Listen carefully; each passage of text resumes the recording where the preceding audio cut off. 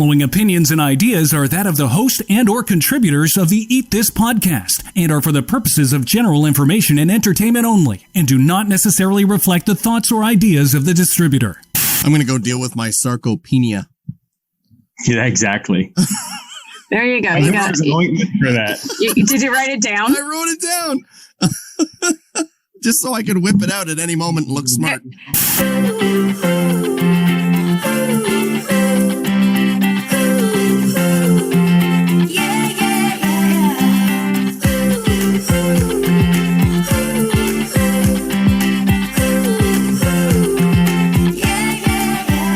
Broadcasting from her closet high above the streets of Toronto, this is Eat This with Leanne. Here's your host, Leanne Phillipson.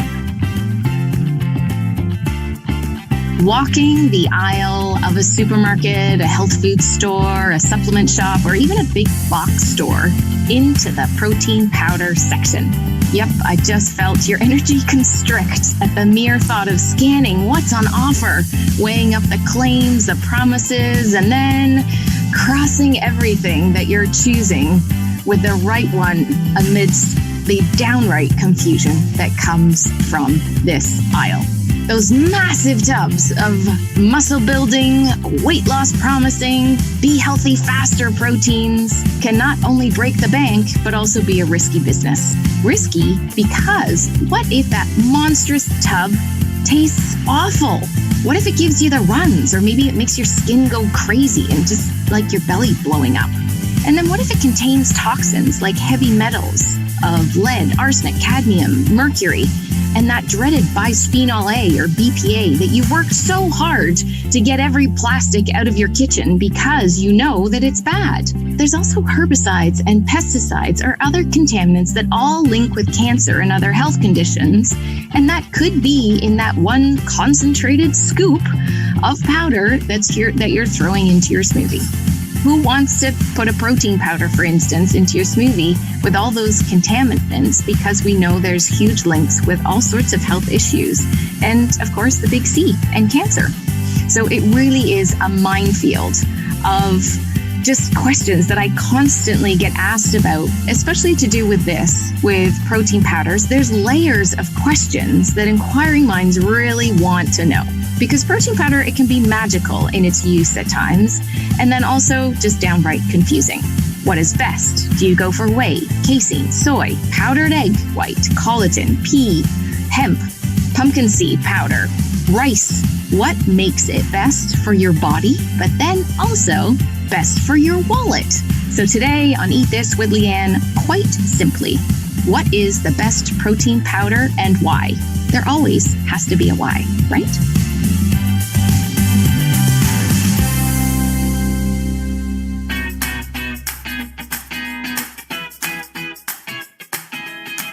The questions are endless, from what type of protein to how much to take to what brand is best. This is a time where a spreadsheet distillation down to a checklist would come in super handy. There's the most popular whey and casein, which both of those protein sources, well, they come from dairy. Then there's bone broth powder, and then you have to keep on reading to make sure that it comes from grass-fed. Yeah, that's another topic that hopefully we're going to get into with our guests today. Egg yolk. Well, there's that protein powder that I had not come across before I started researching for that. And to round off the animal-based options, well, we've got those choice basically from the dairy, the bone broth, and the egg yolk. And then there's collagen, actually. I should throw that one in there. In the plant-based world, there's soy, pea, rice, pumpkin seed, hemp, chia. That gets thrown in there sometimes, but not typically just its own powder. Those are some of the combinations, parts of all the different combination protein powders that you can buy in one bag or one big container. The taste, well, that's key because, of course, that scoop that goes into your smoothie can ruin the whole batch. And then what? You just plug your nose and try and get it down anyway? I have been there and I have done it. And am totally trigger shy to really ever have to do that again. So I've actually put my protein powders quite literally on the shelf and left them there for a little while. I've advised clients who say that protein powders taste great. And no, they're not like that funky sawdust. I ask them to dig a little deeper because very often that great taste can come from, say, artificial sweeteners. So you don't increase the carbohydrate value that's in there. Or they add in sweeteners that really completely changes the state of this protein powders because you've got so many extra carbs in there and then cut out the benefit of having the protein. Eating protein isn't new. We get it from nuts, seeds, dairy products like plain, and I say plain on purpose, Greek yogurt, much higher in protein than your traditional yogurt. And then as soon as you get into yogurts with the fruity tooty, fruit bottom, whatever that looks like, that's a whole carbohydrate food that just doesn't really belong in this episode. You've got milk, you've got cheese, legumes, which are beans and lentils. And then, of course, there's rice and there's soy. Then you've got the more the more animal-based fish, poultry, eggs, and lean meat. Now that's just part of our food, the macro foods that we want to eat every single day. When you've got these protein powders, the amount of protein per scoop, that can vary between about 10 grams to about 30 grams. Supplements used for building muscle will contain a lot more protein, and typically supplements or protein powder supplements, that's kind of the whole mouthful of it, that you use for weight loss typically contain relatively less. Now, in my own protein powder trial and error, my go-to person to ask, who's always ahead of the curve because he himself knows what to blend into a smoothie or to add into pancakes or muffins, and also knows what to steer clear of. I think we can call him, well, probably almost Chris, like a regular, because every time we have him on, he blows our brains. He makes us laugh till our bellies hurt and teaches us so much. He's like that really cool professor or teacher that you had back in college. He's that guy. He's interesting to listen to, and I could listen to him all day. Yeah, he's just tremendous. Things that come out of his mouth, you just need a pen handy and you need to write it down. I do actually know a listener that pulls off to the side of the road and writes stuff down when she hears it. So shout out to you, Val, for being such a loyal listener and passing this on to everyone. So let's welcome on Dr. Davis Brockenshire. He is a functional medicine expert who not is only on my personal healthcare team for that of myself and my daughters, but he's also a world-renowned speaker. And you hear that as he just shares so much with it and keeps it simple so that even me, I take away so much every single time. Yeah, it's funny. You take away so much. I need to back a truck up and load up when I talk to Dr. B. Welcome back, Dr. Davis Brockenshire, to Eat This with Leanne. And this time, because you're pretty much a regular now, I'm going to call you my most regular guest. Today, I want to talk about something I've been asked about a lot, and that is protein powder. Pretty basic. People have it in their, they have it in their cupboard. They have it on their counter, depending on the size of the canister.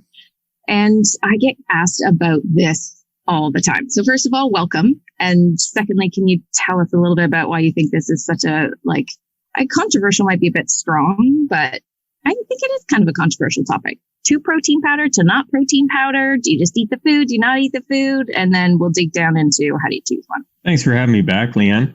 It's always a controversy to talk with you guys. One of the biggest controversies is, where do you put all those protein canisters? I know, right? They're huge. Yeah, they're so big. So, we're trying to save the planet at some level. Try to do your part. You'll notice that most products that are protein powders today are probably coming in bags or smaller containers. They figured out how to shrink them for shipping.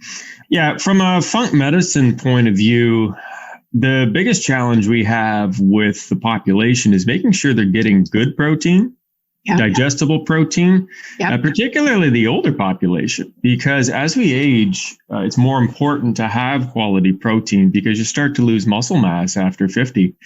And, we call that sarcopenia, if you wanted to diagnose it. But, the landscape of the protein supplement industry is pretty daunting. And to understand as a consumer, which one are you supposed to eat? And the answer is it depends because, what we call the law of biologic individuality applies here. Everybody's different. Yeah. So what your trainer might say could be different from what your doctor might say, where your naturopath says, no, Your gastroenterologist might say yes, and then the Pinterest article you read said no, but Facebook said yes. Oh. That's it. I have a hot dog because I heard hot dogs are protein. And you really don't know where to turn. So let's roll it back for a second. Understand protein as a macronutrient, right? So we've got protein, carbs, and fat. Protein has 4 grams of calories, or 4 calories per gram. Yep. Whereas fat has 9, and alcohol has 7, by the way, just to start with that. Good to know. And I bring up alcohol right away because Chris is here. And if you don't digest your protein very well, you can actually convert it to alcohol. Oh. So people that have weak digestive systems tend to ferment their foods into alcohol. So I can get drunk without consuming a single drop? Is that what you're saying? You can if you have enough yeast in your belly, yeah. Wow. Yeah, and it's happened. So the fundamental rule when choosing a protein powder is, why do you need it? Good place to start. Protein powders are there to supplement your diet, not replace. Mm. And Leanne, you and I have talked about, the purpose of food, right? Eat right, why we need to eat, where energy comes from, how to get the best energy. And in today's world, I would say the biggest deficiency is whole amino acid digestion, because people aren't digesting their protein. Right. They're too stressed out. They can't digest their protein. It's not working. Either they don't make enough stomach acid, or their microbiome's screwed up, or they're just so stressed out that their sympathetic nervous system won't let themselves digest. Right. And so if you're going to supplement your diet with protein, you need to find a digestible protein. So, Chris, you had me thinking long and hard about how I'm going to get you something you've never heard of. Okay, well, I'm ready. And there's something called the PDCAA, which is a protein rating. Okay. And it's the protein digestible correction amino acid rating. We all know that milk protein is a digestible protein, except it's the number 1 food allergy. Right. So while it's good on paper, it doesn't work well in the body. And one of the arguments around understanding protein is, how digestible is it? Yeah, so just to jump into a rabbit hole. What's up, Doc? President Biden said last week that Americans need to be limited to 4 pounds of beef per year in order to reduce greenhouse emissions. And that was based on a study from the University of Michigan that said, commercial growing of beef contributes to greenhouse gases. You're going to tell an American they can't eat a burger? Yeah. Well, I wouldn't. I can't see it happening. But I mean, you might serve them a burger, but don't tell them no. Well, I mean, if you can only eat 4, but then your neighbor is a vegan and her husband's a vegan, then you get their 4, so now you have 12 pounds. I mean, the math tends to. It all works out. Yeah. Yeah. If you really want to confuse them, start talking in kilograms.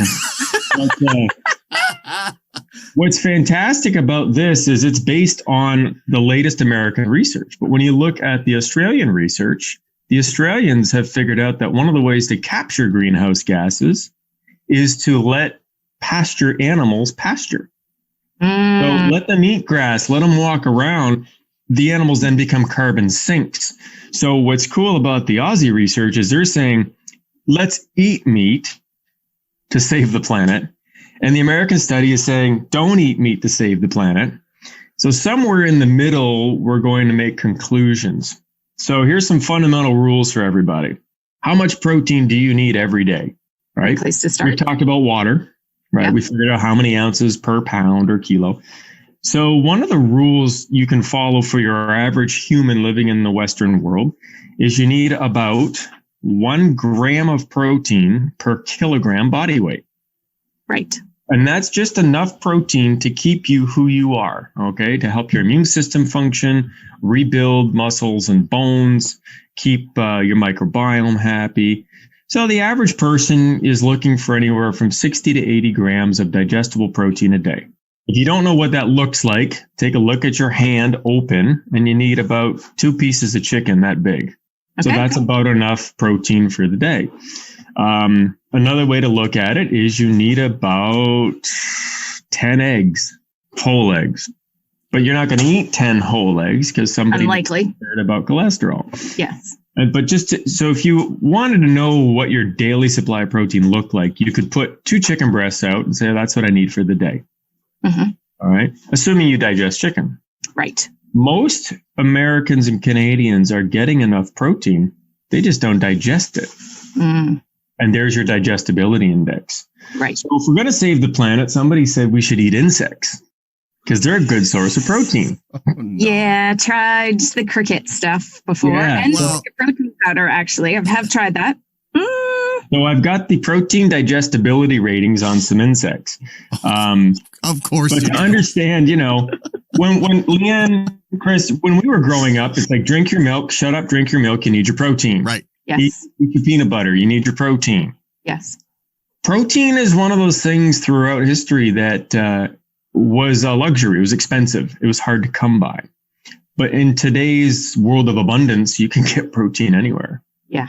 So milk is still at the top of the list from a listed available protein food, right? On the label, it says this is good for you. But when you put it in your body, it may not be. Right. So the first thing everybody's got to remember is just because it says 60 grams on the label doesn't mean you're going to turn it into 60 grams. Yes. Good. Right. Very good point. So you could eat a chunk of the Canadian Shield expecting to get minerals. Right. It's not going to digest. It's not going to happen. It's not Right. going to happen. There's no hammer in your belly. No, it's not. Thor is on vacation. Yeah. So when you're talking to friends, family, and clients about protein, it's really all about what sits well with them. Okay. So a simple home test is try a protein powder. Yeah. And if you get bloated, gassy, or have loose stools within 4 to 6 hours, it's not for you. Got it. And if you talk to any firefighter who's in the gym, ask them about what the fire hall smells like Oh, Right. because they're drinking the wrong protein powders. Right. all that methane. Thank goodness none of them smoke. Well, when protein digests improperly in the body, it turns into sulfur. It smells a little weird in here. You just stop out Ah, a of while. course. Right. So the other top protein is egg protein. Hmm. Okay. Another one that's not too bad is soy. Yeah. But when you look at milk, egg, and soy, those are your top 3 allergies. They are. So you're kind Hey. of screwed. Right. You're up the creek. So when we look at the digestibility of protein, you asked me, what am I recommending lately? Yeah. And of course, we've got to talk about the plant proteins because Yes. they're all the rage. Everybody's talking about plant proteins. Yep. There is a plant protein that has the same amino acid rating as whey protein, egg protein, and it's called mycoprotein. Have So not heard of that one. Did not have Right. that on my list. It's myco for mushroom. Okay. So it's fermented mushroom. What they do, and it's from a company called Aloha Medicinals. Guess where they're from? Uh-huh. Ohio. Aloha. Yeah, Ohio. Nothing out of Columbus here. They found this kind of by accident because they were researching the immune properties of mushrooms. Yes. And what Huge. they know is when you combined the mushrooms with rice and pea protein, Hmm. it fed the fermentation of the mushrooms. So by weight, it's a shiitake mushroom protein. Okay. Okay.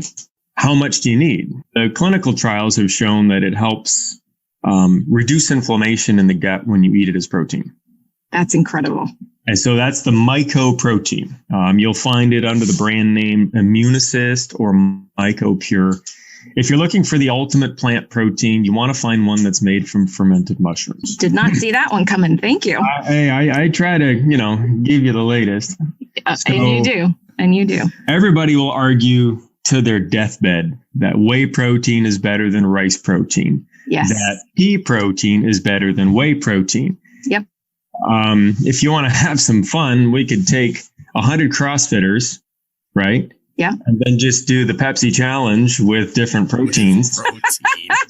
And they'd all have the same response. My tummy hurts, and then they'd Yeah. AMRAP till they throw up. And Yeah. at the end of the day, we still wouldn't know the difference. That would Yeah. be an intense experiment. It would be. Yeah. For sure. But to answer the question about why are people looking for this thing? And it's primarily because we know we need protein, and we know that from a blood sugar point of view, you want to start your day with protein. Yeah, to absolutely. Control the blood sugar response, keep insulin down. Yep. It sets up a better day. It does, and helps really squash the evening munchies. Yes, absolutely. It does. Oh, who doesn't have evening munchies today? No mushroom is going to squash my evening munchies. I'm sorry. Got it. Even if it's a chocolate covered, Corridalis, it's not going to happen. The problem people have with protein in the morning is they don't necessarily want to cook a full protein breakfast. Right. And so what the powders do is give you the flexibility to throw together 20 to 50 grams of protein into a shake and hit the road. Yep. It's fast. The dilemma, as you know, is if you eat the same protein every single day, you can develop sensitivity to it. Anything. You can eat any protein. Anything that, for sure. You got to rotate your proteins. Right. So what's the best protein? Well, which one's the closest to the blender? Yep. It might be whey today and pea tomorrow. It depends. And that's what drives people crazy because, I got this on sale at the Costco and it's a 400-pound container of Sun Warrior protein, but you never read what was in it. And it turns out you're allergic to sesame seed. Yep. Oh, no. What do I do? Well, you empty it out, you fill it with water, use it as a hot tub. Exactly. Sorry, thought we were vibing. Reuse and recycle. The other component. It is. Because it's that big. They're huge. The protein component in the industry is quality. Okay. And that's why the prices vary so much. Right. So if we use whey protein, and just so everybody understands that whey is a component of cow's milk. Yep. As is casein. Yeah. And there are powders with casein too. Right. So you've got casein as a protein and whey as a protein, except the problem with casein is that's the primary allergy. Right. Now, in most commercial products, processed foods, when they want to add protein to it, they'll use something like sodium caseinate or calcium caseinate, milk protein isolate. Yes. Those are the typically high casein proteins, and those are what you want to avoid. Yes. Casein is extremely hyperallergenic. And is it safe to say, because we've done an episode recently on the beta-casein A2 milk, if they're in the future, maybe next to the mushroom protein, there could be an A2 casein protein. Is that going to be less likely, would you think, to cause allergic reactions or issues? Right. The food processing industry is getting very good at changing the shapes of those protein molecules so they're less allergenic. Okay. But it is a cost thing. Right. So whey costs more than casein. Casein is a byproduct of butter production, really. Right. You're pulling out a lot of different things. So the question is, just like your food, right? Where did my food come from? Mm-hmm. What's the quality like? How processed is it? Yep. And do I digest it? Yep. And the problem with protein powders is we don't know. Yes. But we know they're processed foods. They are. So if you're trying to avoid processed foods, protein powders are a processed food. So what's interesting about digestibility is everybody's different. And I know most people out there have tried pea protein isolate because it's the number one ingredient in plant protein. Yeah. Well, the reason they're using it is it's so cheap. Of course it is. The byproduct. But what do we know about peanut allergies? They're a legume. They're kind of a big deal, and they're a legume. Yep. And pea is a legume. So one of the concerns about pea protein isolate is it's increasing the level of pea allergy. So you want to ask your clients, hey, how do you really feel when you eat this stuff? Yeah. The digestibility of pea protein is less than 90%.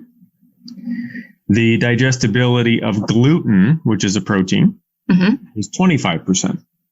Wow. So gluten's really not that digestible as a protein. Right. As you know, it's very inflammatory. Yeah.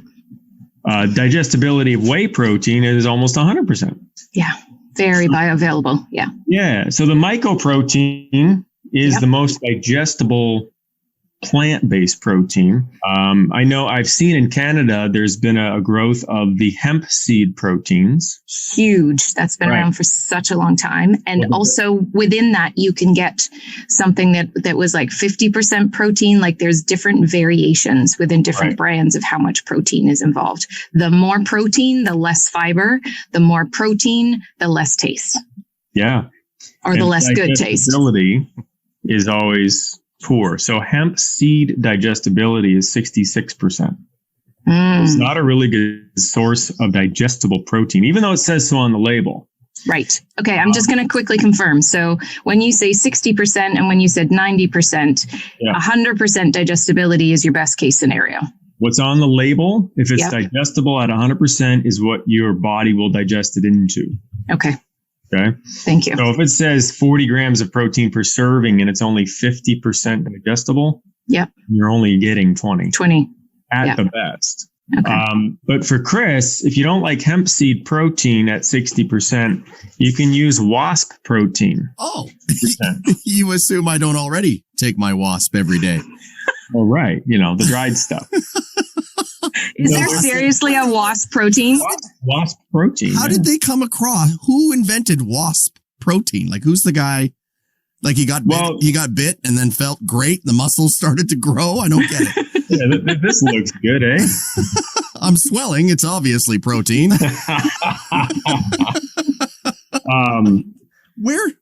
We are way too smart for our own good. Okay, I get the crickets. Honestly, I kind of get it. Yeah, it didn't taste good. It was very grassy, very bitty, not super lovely. But wasps. Yeah. Like, seriously. I can say I sit in my backyard and I ponder every time, because there's always, several wasps' nests in the area, thinking, what do they bring to the planet? What's the I get bees, I get ants. I don't get wasps. Why are they here? Well, maybe that's why, because we didn't know that they're the best protein source next to the mushrooms. Yeah, the wasp protein. Seriously. The other interesting insect I found was scarab beetle. Oh, wow. Oh, boy. Yeah, which is more digestible than gluten. So, coming soon to a shelf near you, it'll be a Bug's Life in a bag. You've got to trademark that, because that would actually be great. A Bug's Life in a bag for your new smoothies. Because why wouldn't you want to have your blueberries with some wasp or a particular beetle, which I can't even pronounce again. Right. So that's the dilemma. This is the craziness of the food industry. It is. I guess, truthfully, at the end of the day, everybody needs to have some kind of protein powder at home for those moments when they just can't whip up a good meal. Okay. Or they know not to have an entire box or two of Kraft Dinner before bed, but they're hungry. Right. And if you do a ton of carbohydrates and fat before bed, it's going to screw up your blood fats. You're going to have weird dreams, so on and so forth. Yeah. So having protein right before bed can even out the blood sugar. Okay. One of the tricks for elite athletes that they've figured out is they need roughly 20 to 25 grams of digestible protein at bed to sleep better and improve recovery. Some of the Olympians I've worked with, they will actually wake up at 3 a.m. and have a small dose of protein to keep that muscle recovery going. One of the, he's open about it. So Hugh Jackman, who played Wolverine and was in Les Mis and all that stuff, to get Hugh ripped, he had to consume hundreds of grams of protein a day. And what was happening is the trainer would wake him up at 1 a.m. and 3 a.m. to feed. Right. Because filming would start at 5. And so these guys are walking around, guys and girls are walking around with these foil wrapped whitefish conglomerations or chicken or whatever form of protein it is. But when you see your favorite actor or actress on the screen, you're like, man, how do they get their bodies like that? It's controlled feeding with protein and training. It's a lot of work. It doesn't just happen. Yeah. So with protein and training's important, but diet is 4 times more important than training. So if you're all about exercise, you should be 400% more interested in your protein sources and your food choices. So I figured out why I'm not ripped, because sleep is 10 times more important than any of those. Recovery is key, yeah. Wow.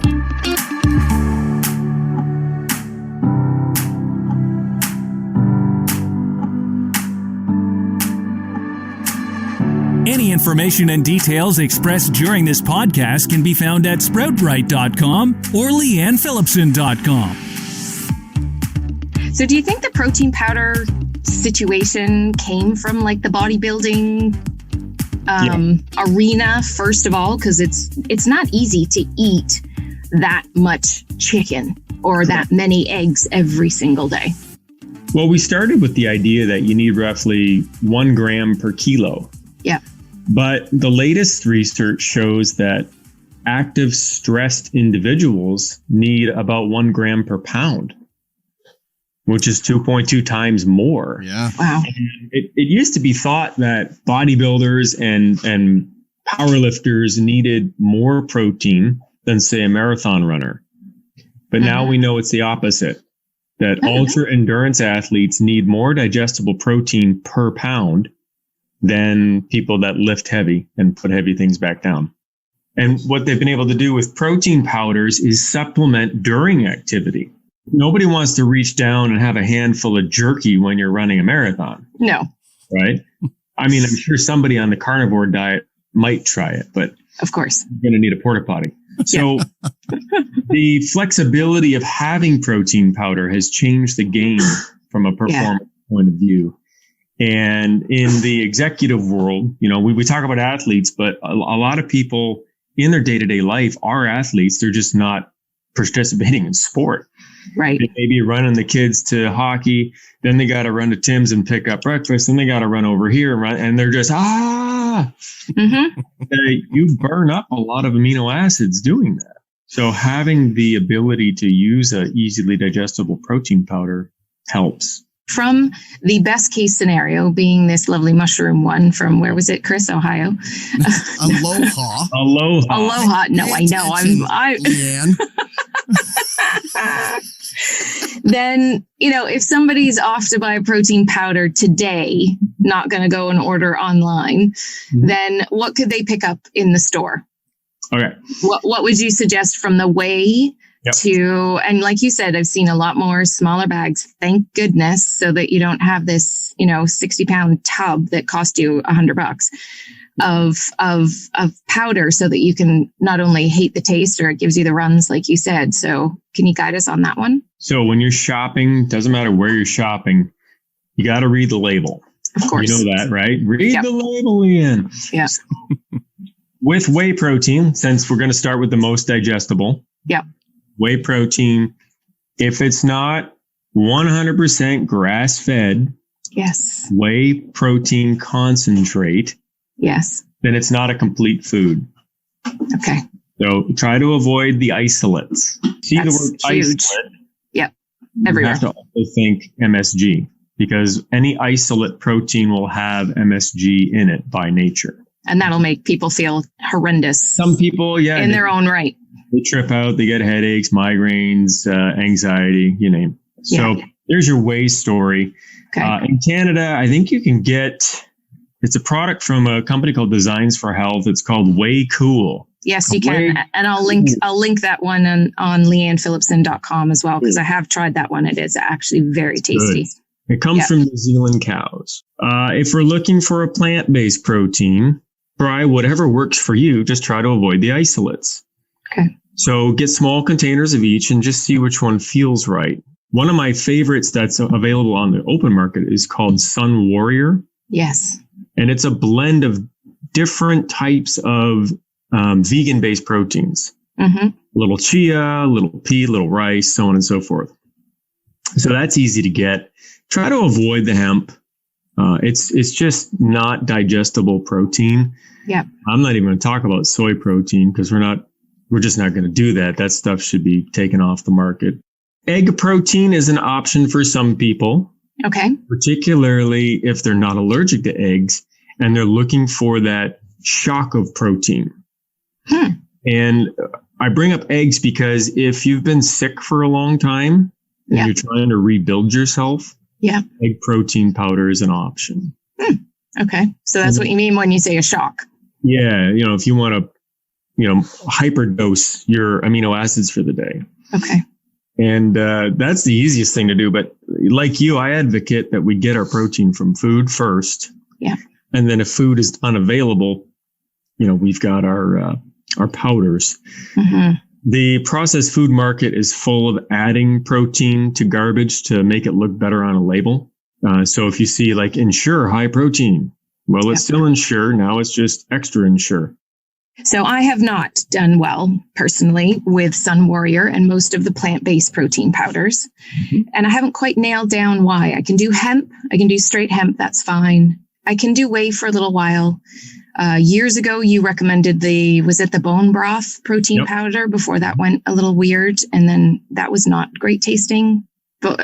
Bone broth taste and flavor before they put a whole bunch of stuff in it with blueberries and that. Nope. No, it's like blending a chicken breast with your morning smoothie. Didn't go well, but it was, but when I found the right one, like the dark chocolate one or something like that, then that was okay. So I don't think that one is around as much anymore. Or did it just change? So it did. They keep changing labels and names. Cool about bone broth is it's a great source of amino acids. Yeah. If you make it yourself, and it's high in collagen. Bone broth proteins, rule of thumb, if you're dealing with animal stuff, it's got to be organic. Yes. So if you're going to buy bone broth protein powder, make sure it's organic. Yep. That's a number one. All the blitz on collagen has shifted the focus from bone broth protein to bone broth collagen. So your collagen powders out there come from bone. In Europe, there are 3 main types of collagens, and they're patented and they're sold as medications. But in North America, we don't need a prescription for that. So we have bone broth collagen, which is a good source of protein. Okay. Right? But it's a collagen protein, not a whole protein. Right. So if you're thinking hair, skin, and nails, you're thinking collagen. Yeah. Shrimp is another thing they use to make collagen.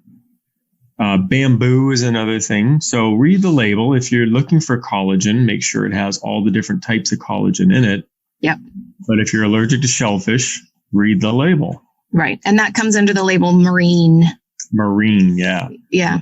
That comes from, I thought it was from fish. So yeah, thanks for clarifying on the shellfish. You never know. Because they just put marine. Yeah, that's why I try to source the stuff from Europe because, again, the Swedes have to patent this stuff to make it pharmaceutical grade. Okay. So it's going to be cleaner. Yeah, we don't want Roundup in our collagen. No. No. And that's very possible.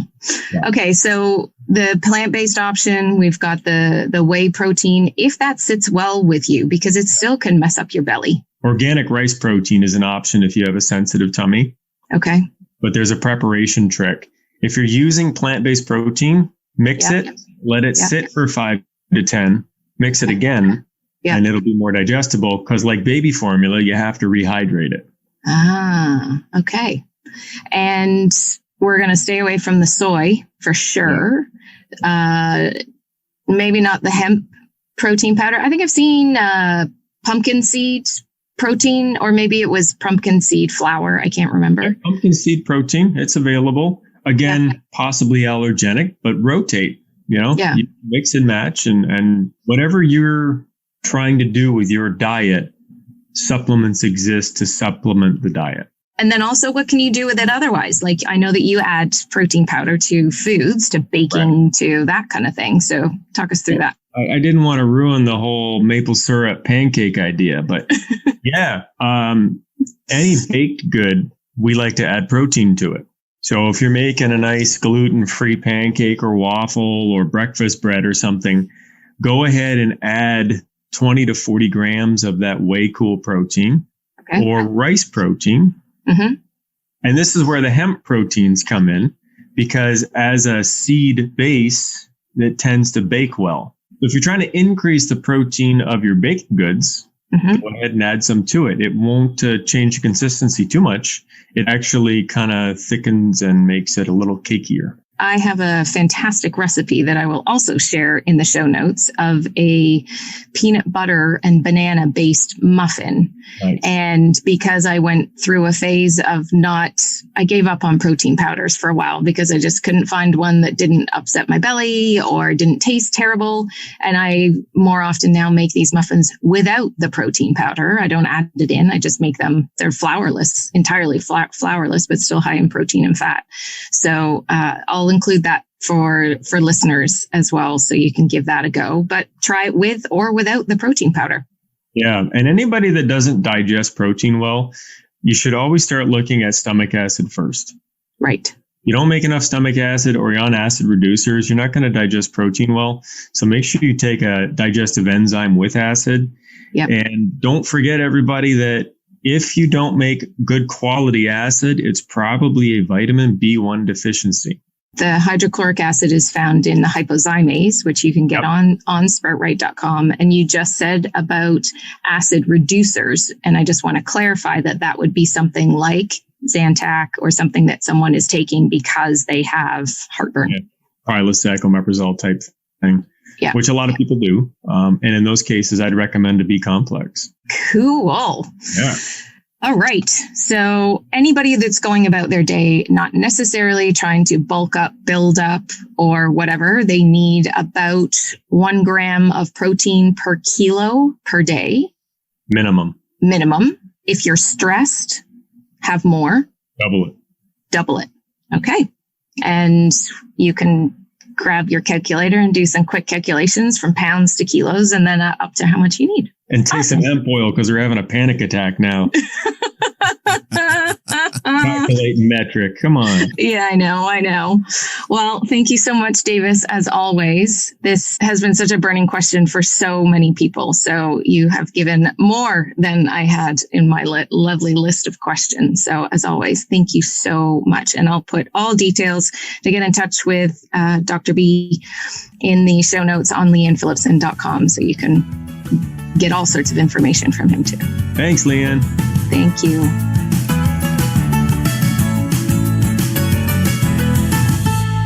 He is always someone to listen to over and over again because as you learn more, you hear more. And while there are lots of people out there that I know just say, I just want to stay under the duvet and I don't want to know everything that you're telling me, I believe that the people that are listening to us, Chris, are those that do want to know more. Even though sometimes you're like, no, did not want to know that because that's my favorite thing to do and you can't unhear it. Still good to know it. You can always go back to the old favorite where you stick your pinkies in your ears and go, la, la, la, la, la, la. Yeah. I can't hear you. I know. But holy smokes, did he just not share That's a lot. like just a boatload of information from our digestion? Every single time we talk about a topic on this podcast and this show, it comes back to what's happening in your gut. Mm-hmm. And we could just sort of have this, eat this, and get your gut working or something like that and still talk about all these topics. But I love that he just brings it back down to the basics first. He takes a couple of steps back before we move forward into the topic. And I so appreciate that reminder for all the listeners and for myself too, that it all starts in the gut. We've got to be able to digest the protein in order for our bodies to work, in order for us to sleep. That piece about the athletes or just people in general having better sleep from having protein before bed. I think that's epic because I know a lot of people that are not sleeping well right now. And what are the midnight munchies looking like for most people? Fatty, carbohydrate rich foods or ice cream. I know that's your personal favorite, but I've watched my kids lately do the same thing. Yep. Right? It's just a nice snack in the evening. Is that affecting your sleep? Absolutely. So that protein snack that you can have in there at some point could be a really good thing to do. So further to what Dr. B has shared with us, I just wanted to round up with a few tips of what to look for on the label. And he called this out, and I just wanted to wrap it up in a nice little parcel. So if your protein is marketed with a specific type of protein, let's take whey because he definitely brought that one up. Put it back on the shelf if it says whey isolate. that is not the one that you want to get. You want to make sure that there is grass-fed on the label, and make sure that the whey and there's no other ingredients, and it's number 1 on the ingredient list. That's number 1. Does your product contain artificial sweeteners? Sure, it's going to taste better, but when you go and put it in the blender or anything like that, then you want to make sure that it hasn't got artificial sweeteners. Sugar is a carb, so that's going to adjust the levels of protein that you're going to get from it. And as Dr. B said, if it says 40 grams on the label, you might only get 20 depending on the source of protein. So in order to keep that sugar low, you know that you're not really necessarily just going to be able to blend it with water and drink it. You're going to have to put it along with some real food, which is not a bad thing to do. Next up, make sure that your ingredient list is nice and short. You're buying a protein powder for the protein after all, not all the additives to make it taste great. I want you to pick a neutral flavor to get the most bang for your buck. The most versatile protein powders are typically more unflavored, maybe just a vanilla. If you get a chocolate or a peanut butter, you may not like those anyway. I've tried a bone broth one before, which I talked about earlier. Trust me, it did not go well with my blueberries or mango. Did not belong in the glass together.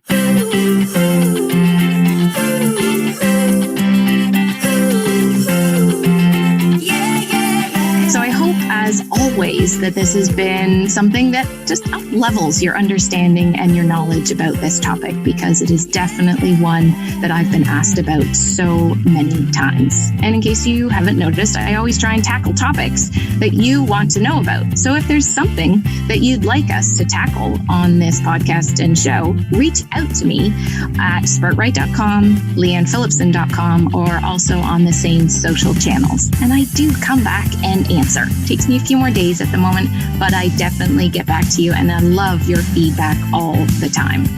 So as always, please share this. Send it to someone who you think might need to hear it, because you never know the impact and the ripple effect that something like this is going to have on someone else's life. I'm so grateful that you're along for the ride with us. And please remember to eat this one mouthful at a time.